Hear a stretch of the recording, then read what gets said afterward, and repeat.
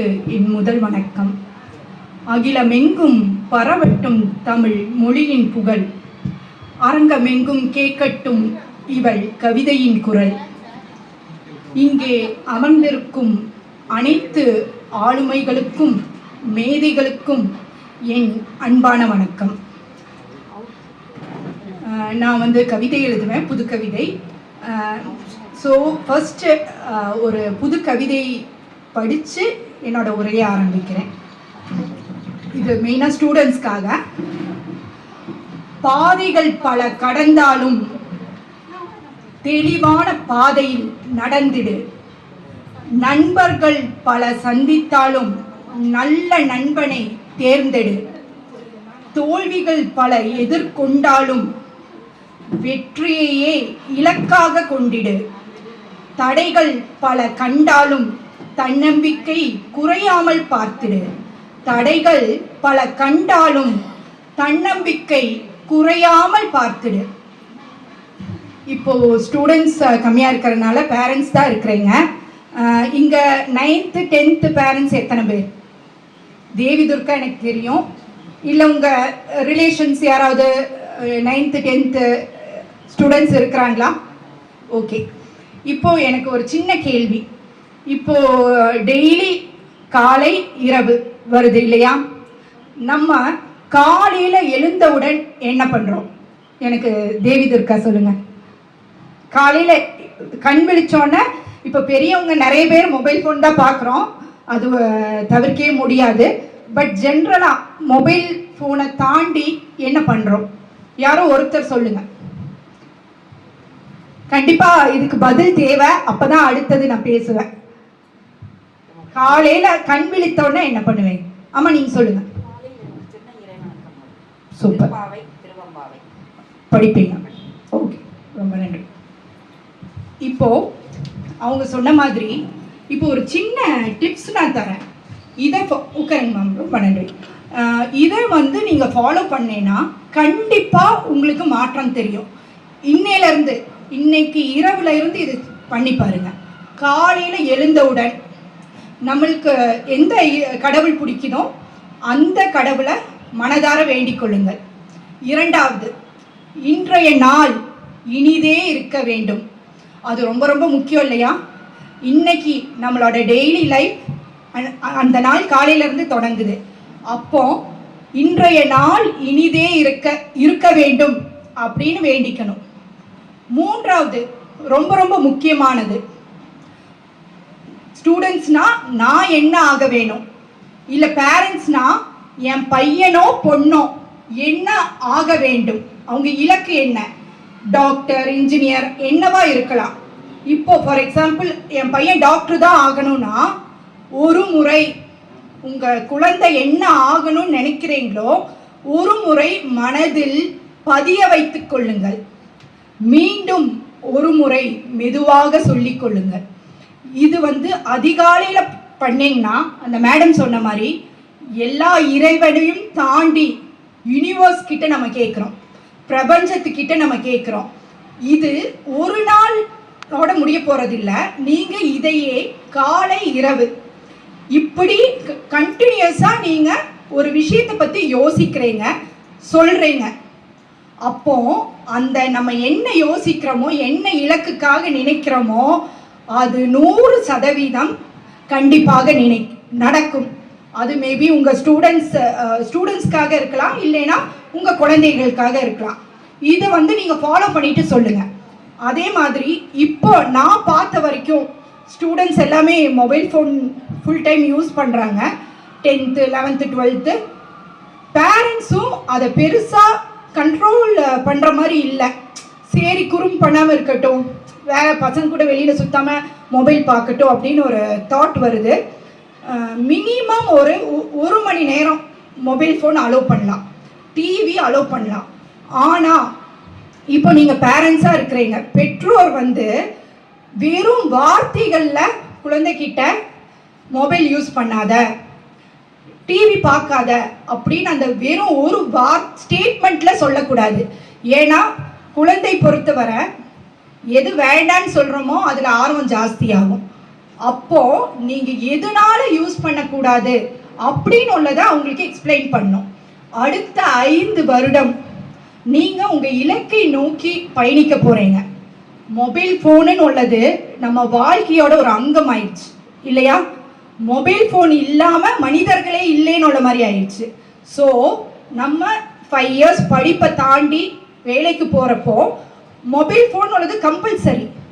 அந்த 5 வருஷத்துக்கு அப்புறம் நம்ம கையில எடுக்கிற அந்த மொபைல் ஃபோன் நம்ம கடைசி மூச்சு முடிகிற வரைக்கும் மொபைல் ஃபோன் நம்ம கூட தான் இருக்கு.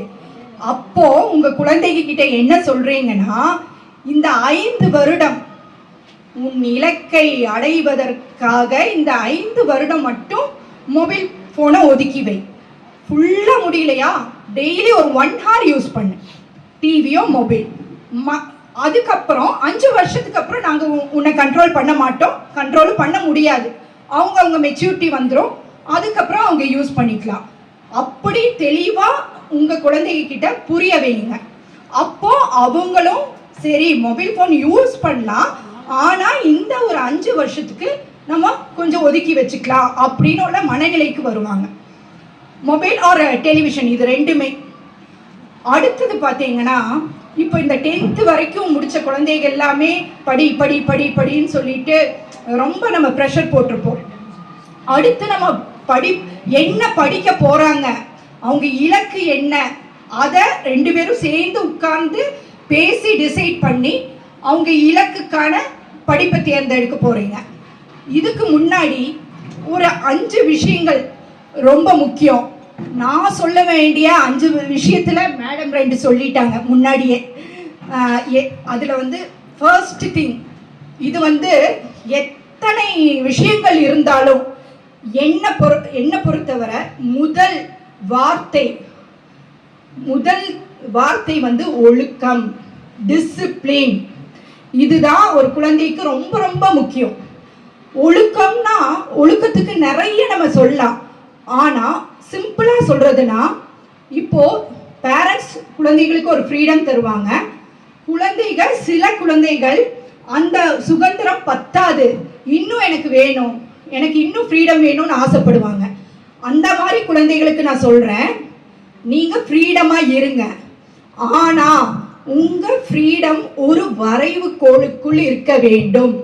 உங்கள் ஃப்ரீடம் நீங்களே உங்கள் ஒரு வட்டத்துக்குள்ளதான் நீங்கள் யூஸ் பண்ணிக்கணும். ஃப்ரீடமை மிஸ்யூஸ் பண்ணக்கூடாது. ஸோ இதுதான் ஒழுக்கம்னு சொல்கிறது. நம்ம ஒரு வட்டத்துக்குள்ள நம்ம ஃப்ரீடமை யூஸ் பண்ணிக்கிறோம். 2வது, நல்ல குணத்தை வளர்த்து கொள்ளுங்கள். இந்த ஒழுக்கத்தில் நம்ம என்ன நல்ல விஷயங்கள் பார்க்குறோமோ அதை நம்ம இன்னும் வளர்த்துக்கணும். 3வது, கெட்டவையை கண்டால் விலகி கொள்ளுங்கள். இது எல்லாமே பெற்றோர் நம்ம குழந்தைகிட்ட சொல்லணும். 3வது, கெட்டவை கண்டால் விலகி கொள்ளுங்கள். இப்போ இந்த 10வது வரைக்கும் நம்ம குழந்தைகள் எல்லாமே ஒரு குழந்தையாக தான் பார்த்துருப்போம். என் பையனுமே 10th தான், அதனால சொல்கிறேன். இந்த 10th முடிச்சப்புறம் குழந்தை பருவத்திலிருந்து அவங்க இளமை பருவம் வராங்க. அப்போ நம்ம என்ன சொல்லணும்னா, நல்லவை எது, கெட்டவை எது, நல்லவர்கள் யார், கெட்டவர்கள் யார், இந்த வேறுபாட்டை பார்க்க பழகி கொள்ள வேண்டும் குழந்தைகள். அது நம்ம பேரண்ட்ஸ் தான் சொல்லி தரணும். இது வரைக்கும் அவங்க குழந்தைகள் எல்லாருமே அவங்க கண்ணுக்கு நல்லவங்களா தெரிவாங்க, மற்றவங்க எல்லாருக்குமே அவங்க குழந்தையா தான் தெரிவாங்க. இனி அவங்களுக்கும் வேறவங்க பார்க்குறவங்களுக்கும் அவங்க பெரியவங்க, அவங்களும் மற்றவங்களை பார்க்குறப்போ இவங்க நல்லவங்க கெட்டவங்க, இந்த வேறுபாட்டு நம்ம தான் சொல்லி தரணும், நம்ம தான் பழக்கி தரணும். இப்போ நான் ஃபர்ஸ்ட் பாயிண்ட் சொல்லிட்டேன், ஒழுக்கம். அடுத்தது மேடம் சொன்ன பாயிண்ட் தேர்ந்தெடுத்தல், சூஸ். தேர்ந்தெடுத்தல் ரொம்ப ரொம்ப முக்கியம். உன் லட்சியத்துக்கான படிப்பை தேர்ந்தெடு. முதலில் உன் இலக்கு லட்சியத்துக்கான சரியான படிப்பை தேர்ந்தெடு. நல்ல நண்பனை தேர்ந்தெடு. 3வது, உன் இலக்கை அடையும் காலத்தை தேர்ந்தெடு. எனக்குன்னு ஒரு இலக்கு இருக்கு, அது எப்போ வேணாலும் நான் அச்சீவ் பண்ணிக்கலாம் அப்படின்னு இருக்கக்கூடாது. அதுக்குன்னு ஒரு காலம் நம்ம ஃபிக்ஸ் பண்ணிடணும். இலக்குக்கான காலத்தை தேர்ந்தெடு. இதுதான் தேர்ந்தெடுத்தல். அடுத்தது மேடம் சொல்லிட்டாங்க, முடிவெடுத்தல். நான் முன்னாடி பேசியிருக்கணும்னு நினைக்கிறேன். டெசிஷன் மேக்கிங், முடிவெடுத்தல், டெசிஷன் மேக்கிங் ரொம்ப ரொம்ப முக்கியம். சரியான முடிவை எடு, தெளிவான முடிவை எடு, வலிமையான முடிவை எடு. இது மூணுலேயே எல்லாமே அடங்கிரும். முடிவு எடுத்தப்புறம் யோசிக்க கூடாது. முடிவு எடுக்கிறதுக்கு முன்னாடி எவ்வளோ வேணாலும் யோசிச்சுக்கலாம். முடிவு எடுத்தோடனே இது சரியா தவறான்னு யோசிக்கவே கூடாது. அது எல்லாத்துலேயுமே, படிப்புன்னு இல்லை, எல்லா விஷயங்களையுமே நம்ம முடிவு எடுக்கிறதுக்கு முன்னாடி நல்லா யோசிச்சுக்கலாம். 4வது பாயிண்ட், அர்ப்பணிப்பு, கமிட்மெண்ட், டெடிகேஷன். உன் நேரத்தை படிப்பதற்காக அர்ப்பணி. உன் வயதை, அறிவை வளர்த்து கொள்ள அர்ப்பணி. உன் வாழ்க்கையை, உன் இலக்கை அடைவதற்காக அர்ப்பணி. இதெல்லாமே நான் ஸ்டூடெண்ட்ஸ் சொல்றேன். இந்த 5 வருஷத்துக்கு இதெல்லாமே ஒரு வேத மந்திரமா நீங்க யோசிச்சீங்கன்னா 100% வெற்றி நிச்சயம். 5வது பாயிண்ட், விடாமுயற்சி, கீப் ட்ரைங். விடாமுயற்சி அப்படின்னு சொன்னாலே நீ தோல்வி அடைந்தாலும் முயற்சி செய், வெற்றி அடையும் வரை முயற்சி செய், வெற்றி அடைந்த பின்பு முயற்சி செய். வெற்றி அடைஞ்ச உடனே அவ்வளவுதான் நம்ம உட்கார முடியாது. ஏன்னா நம்ம வெற்றியை நம்ம தக்க வைக்கணும். அதனால வெற்றி அடைந்த பின்பும் முயற்சி செய். அதான் கீப் ட்ரை. இப்போ நம்ம தன்னம்பிக்கைக்கு நிறைய விஷயங்கள் பேசலாம். நான் ஒரு சின்ன, எனக்கு தெரியும் எல்லாருமே டயர்டாக இருக்கிறீங்கன்னு, லஞ்ச் டைம் வேறு ஆக போகுது. நான் இன்னும் ஒரு 5 மினிட்ஸில் முடிச்சிடுறேன். ஒரு சின்ன ஸ்டோரி. நம்ம நிறைய ஸ்டோரி, நான் ஒரு நல்ல தன்னம்பிக்கை ஸ்டோரின்னு பார்க்குறப்போ நிறைய கூகுளில் அதுல எல்லாம் நிறைய வந்துச்சு. ஆனால் நிறையா பார்த்தீங்கன்னா ஒரு ஃபாரின் பர்சனை எக்ஸாம்பிளாக எடுத்து சொல்கிற கதைகள் நிறையா. நம்ம நாடு, நம்ம ராஜாக்கள் வாழ்ந்த காலத்தில் இல்லாத தன்னம்பிக்கை ஸ்டோரியாக ஒரு ஃபாரினோட ஒரு பர்சனாலிட்டி தரப்போகிறாரு. அதனால யோசிச்சு நான் அப்படி ஒரு தன்னம்பிக்கை கதையை உங்களுக்கு சொல்ல போகிறேன். ஒரு சின்ன கதை தான், நான் ஷார்ட்டாக முடிச்சிடறேன். அப்போலாம் உங்களுக்கு தெரியும், போர் எப்பவுமே நம்ம நாட்டில் நடக்கும். அப்போது ஒரு போர் அறிவிக்கிறாங்க 2 நாடுகளுக்கு. ஒரு நாடு ரொம்ப குறைவான வீரர்கள் தான் இருக்கிறாங்க, இன்னொரு நாட்டில் அந்த சிறிய நாடை விட 3 மடங்கு அதிகமான வீரர்கள் இருக்கிறாங்க. அப்போது போர் அனௌன்ஸ் பண்ணிடுறாங்க. அறிவித்த உடனே எல்லாருக்குமே ரொம்ப பதட்டம். இந்த சிறிய நாட்டுக்கார வீரர்கள் சொல்கிறாங்க, எப்படி நம்மளால் ஜெயிக்க முடியும்? பெரிய நாடு, நிறைய வீரர்கள், அவங்க படை ரொம்ப பெருசு, அப்போ அவங்க இன்னும் திறமையானவங்க, கண்டிப்பாக நம்ம நாடு தோக்க தான் போகுது, நம்ம எல்லாருமே இறக்க தான் போகிறோம் அப்படின்னு ரொம்ப வருத்தப்படுறாங்க. இது எப்படியோ படைத்தளபதிக்கு தெரிஞ்சிருது.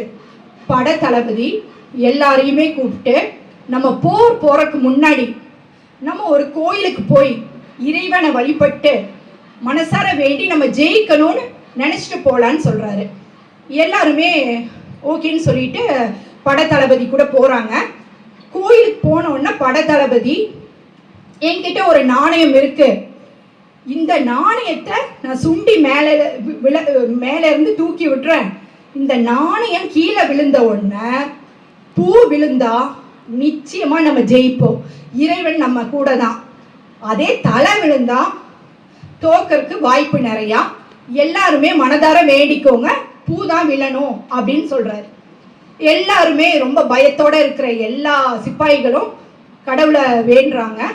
அதே மாதிரி நாணயத்தை கீழே விழுகுது, எல்லாருமே ஆர்வத்தோட பார்க்குறாங்க, பூ விழுந்துருது. எல்லாருக்கும் ரொம்ப மகிழ்ச்சி, ரொம்ப உற்சாகத்தோட படைத்தளபதி கிட்ட சொல்றாங்க, எப்படியோ வெற்றி நம்மளுக்கு தான், நம்ம போகலாம் அப்படின்னு சொல்றாங்க. எப்பவும் இல்லாத உற்சாகத்தோட போர் நடக்குது. என்ன ஆச்சரியம், 3 மடங்கு பெரிய வீரர்கள் கொண்ட நாடு தோற்கிறாங்க. இந்த சிறிய நாடு, சிறிய வீரர்கள் கொண்ட நாடு ஜெயிக்கிறாங்க.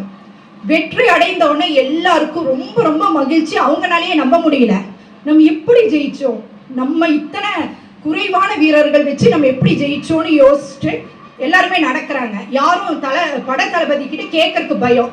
அதுல ஒரு வீரர் மட்டும் போய் தளபதி கிட்ட, ஐயா எங்களால் நம்பவே முடியல, எப்படி நம்ம இதை இந்த போர்ல நம்ம ஜெயிச்சோம் அப்படின்னு. அப்போ படைத்தளபதி புன்னகைக்கிறாரு. அவர் இந்த வீரர் கேட்குறாரு, ஐயா நம்மளுக்கு பூ விழுந்தனால கடவுள் நம்மளை எப்படியோ காப்பாற்றிடுச்சு, இதே தலை விழுந்திருந்தா நம்ம எல்லா தலையும் துண்டிக்கப்பட்டிருக்கோம், நம்ம தோர்த்திருப்போம் அப்படின்னு. அப்போ பட தளபதி சிரிச்சுட்டே சொல்றாரு, தலை விழறக்கு வாய்ப்பே இல்லைன்னு. எப்படிங்க எவ்வளவு உறுதியா சொல்றேன்னா, இந்த நாணயம் என்னுடையது, இங்க 2 பக்கமுமே நான் பூதா வச்சிருக்கிறேன், இப்ப நீங்க ஜெயிச்சதுக்கு காரணம் கடவுள் அருளோ இல்லை இந்த நாணயத்தோட பூத்தலையோ இல்லை, நீங்க எல்லாம் உங்க மேல வச்சிருந்த நம்பிக்கை, நம்ம ஜெயிப்போடு நீங்க மனதார வச்சிருந்த நம்பிக்கை. நம்பிக்கை எனும் ஆயுதம் இருந்தால் நீ இருளான பாதையில் நடந்தால் கூட வெளிச்சம் உன் கண்ணுக்கு எட்டும்.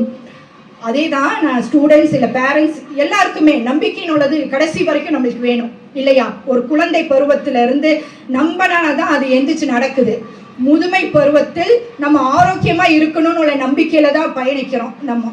ஸோ நம்பிக்கைன்னு உள்ளது நம்மளுக்கு கடைசி வரைக்கும் வேணும். இந்த நம்பிக்கை ஒண்ணுமே இல்லாம இருந்தாலும் நம்பிக்கை எனும் ஆயுதம் இருந்தால் ஒரு பூனை கூட புலிதான். ஆனால் எல்லாமே இருந்தும் நம்பிக்கை எனும் ஆயுதம் இல்லாவிடில் ஒரு புலி கூட பூனைதான். இன்னும் ஒரே ஒரு அவ்வளோதான் முடிக்க போறேன். ஒரே ஒரு கவிதை மட்டும் சொல்லிட்டு முடிக்கிறேன். இது ஸ்டூடெண்ட்ஸ்க்கான கவிதை தான்.